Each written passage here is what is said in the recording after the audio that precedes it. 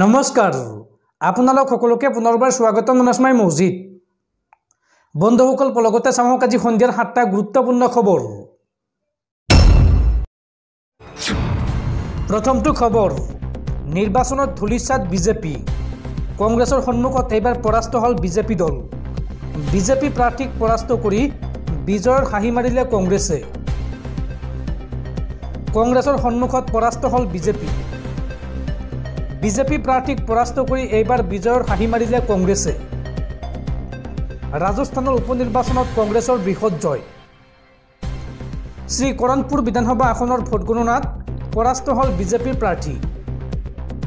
শ্ৰীকৰণপুৰ বিধানসভা আসন দখল কৰিলে কংগ্ৰেছে। কংগ্ৰেছ প্ৰাৰ্থী ৰূপিন্দৰ সিং কুন্নৰৰ হাতত পৰাস্ত হ'ল বিজেপিৰ প্ৰাৰ্থী সুৰেন্দ্ৰ সিং। আৰু 12,570টা ভোটত জয়লাভ কংগ্ৰেছৰ। উল্লেখযোগ্য যে নিৰ্বাচনৰ সময়ত এগৰাকী প্ৰাৰ্থীৰ মৃত্যুৰ বাবে স্থগিত কৰা হৈছিল নিৰ্বাচন। পৰৱৰ্তী খবৰ, উচ্চতম ন্যায়ালয়ত মুখ ঠেকেচা গুজৰাটৰ বিজেপি চৰকাৰৰ। বিলকিছ বানৰ ঘটনাক লৈ ঐতিহাসিক ৰায়দান উচ্চতম ন্যায়ালয়ৰ। আৰু লগতে গুজৰাটৰ বিজেপি চৰকাৰে দোষমুক্ত কৰা 11গৰাকী অপৰাধী এতিয়া যাব লাগিব জেললৈ। এই কঠোৰ নিৰ্দেশনা দেশৰ উচ্চতম ন্যায়ালয়ৰ। উচ্চতম ন্যায়ালয়ৰ সন্মুখত মুখ ঠেকেচা গুজৰাটৰ বিজেপি চৰকাৰৰ। বিলকিছ বানৰ ঘটনাক লৈ ঐতিহাসিক ৰায়দান উচ্চতম ন্যায়ালয়ৰ। গুজৰাট চৰকাৰে দোষমুক্ত কৰা 11গৰাকী অপৰাধী এতিয়া যাব লাগিব জেললৈ। গুজৰাট চৰকাৰৰ সিদ্ধান্ত খাৰিজ কৰিলে দেশৰ উচ্চতম ন্যায়ালয়ে। এই ঘটনাৰ সৈতে জড়িত আটাইকে দোষমুক্ত ঘোষণা কৰিছিল গুজৰাট ন্যায়ালয়ে। আৰু আটাইকেইজন দোষীক মুকলি কৰি দিয়াৰ আবেদন খাৰিজ কৰিছে এতিয়া সুপ্ৰিম কোৰ্টে। ন্যায়াধীশ BV নাগাৰাত্না আৰু উজ্জ্বল ভূঞাৰ বিচাৰপীঠে দিলে এই ঐতিহাসিক ৰায়দান। আৰু লগতে গুজৰাটৰ বিজেপি চৰকাৰকো সমালোচনা দেশৰ সৰ্বোচ্চ ন্যায়ালয়ৰ। মহাৰাষ্ট্ৰৰ আদালতত চলা গোচৰৰ কিয় হস্তক্ষেপ কৰিলে গুজৰাট চৰকাৰে? এই প্ৰশ্ন উচ্চতম ন্যায়ালয়ৰ। নীতি বহিৰ্ভূতভাৱে গুজৰাট চৰকাৰে সিদ্ধান্ত লৈছিল বুলি ন্যায়ালয়ৰ ককৰ্থনা। পৰৱৰ্তী খবৰ, ৰাজ্যৰ লাখ লাখ মহিলালৈ ভাল খবৰ। ৰাজ্যৰ মহিলাসকলক অসম চৰকাৰে দিব 85,000কৈ টকা। কোনসকল লোকে আৰু কিয় কেনেকৈ এই টকা পাব চাওঁ আহক। কেনেকৈ ৰাজ্য চৰকাৰৰ পৰা মহিলাসকলে লাভ কৰিব 85,000কৈ টকা চাওঁ আহক। এই সন্দৰ্ভত 5টাকৈ চৰ্ত বান্ধি দিলে হিমন্ত বিশ্ব শৰ্মা চৰকাৰে।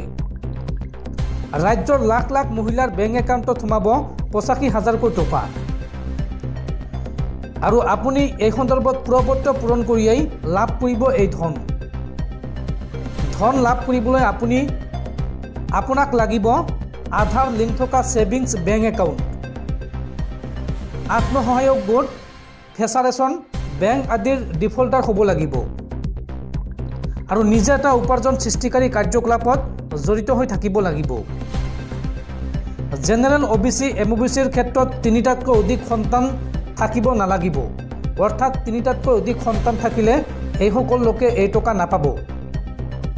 আৰু SC STৰ ক্ষেত্ৰত 4টাতকৈ অধিক সন্তান থকাসকলে বিবেচিত নহ'ব। মহিলাসকলে প্ৰপত্ৰত উল্লেখ কৰিব লাগিব সন্তানৰ সংখ্যা। আৰু ৰাজ্যৰ 39 লাখ মহিলাই 3টা পৰ্যায়ত লাভ কৰিব 85,000কৈ টকা।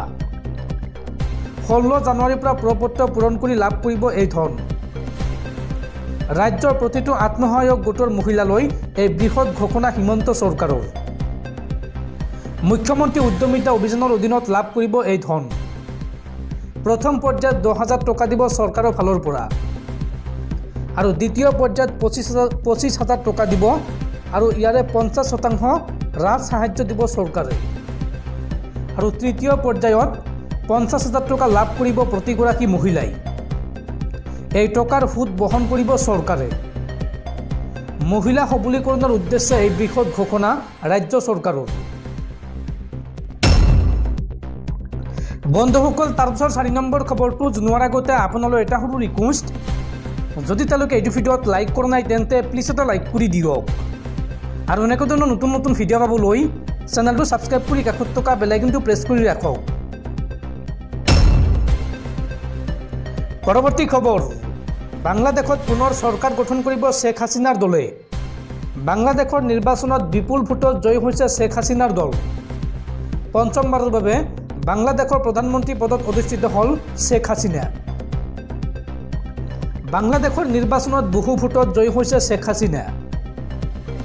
পঞ্চমবাৰৰ বাবে প্ৰধানমন্ত্ৰী হিচাপে নিৰ্বাচিত হ'ল শেখ হাছিনা। গোপালগঞ্জ ৩ সংসদীয় আসনত পুনৰবাৰ জয়ী হ'ল শেখ হাছিনা। বাংলাদেশৰ নিৰ্বাচনত শেখ হাছিনাৰ দলে বাংলাদেশৰ মুঠ ৩০০খন আসনৰ ভিতৰত লাভ কৰিলে ২০০খন আসন।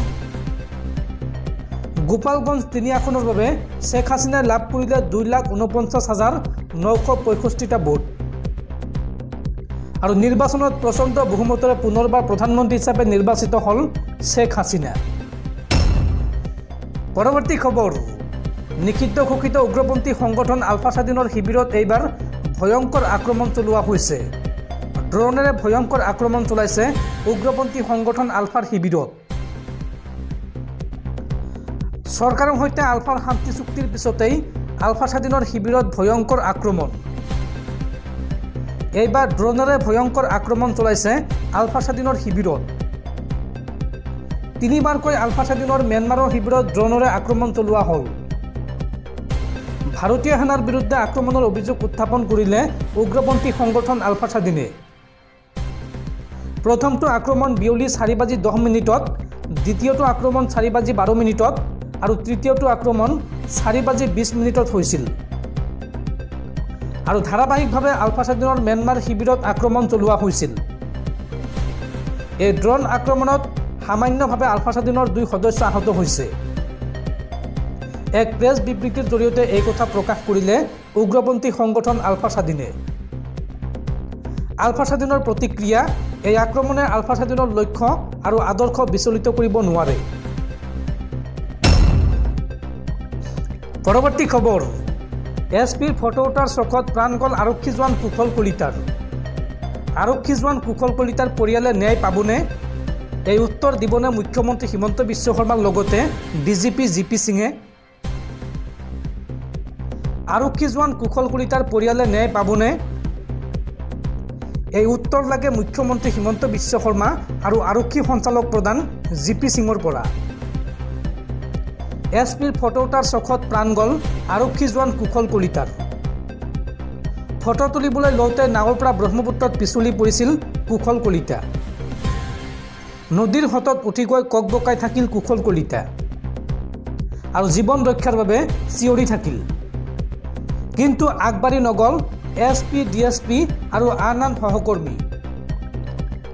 জীৱন মৃত্যুৰ চৰম পৰ্যায়ত নাপালে কাৰো সহায় আৰু অৱশেষত পানীৰ মাজতে তিলতিলকৈ মৃত্যু হ'ল আৰক্ষী জোৱান কুশল কলিতাৰ। কুশল কলিতাক উদ্ধাৰ কৰাৰ সলনি ফটো মাৰিল, ভিডিঅ' কৰি থাকিল তাত উপস্থিত থকা এছপি, ডিএছপি আৰু অ'চিয়ে। কেনেকুৱা নিৰ্লজ্জ এই এছপি, ডিএছপি, অ'চিৰ লগতে আন সহকৰ্মী আৰক্ষী জোৱানসকল। পৰৱৰ্তী খবৰ, অহা 5 ফেব্ৰুৱাৰীৰ পৰা অনুষ্ঠিত হ'ব অসম বিধানসভাৰ বাজেট অধিৱেশন আৰু 23 ফেব্ৰুৱাৰীলৈকে চলিব অসম বিধানসভাৰ এই বাজেট অধিৱেশন।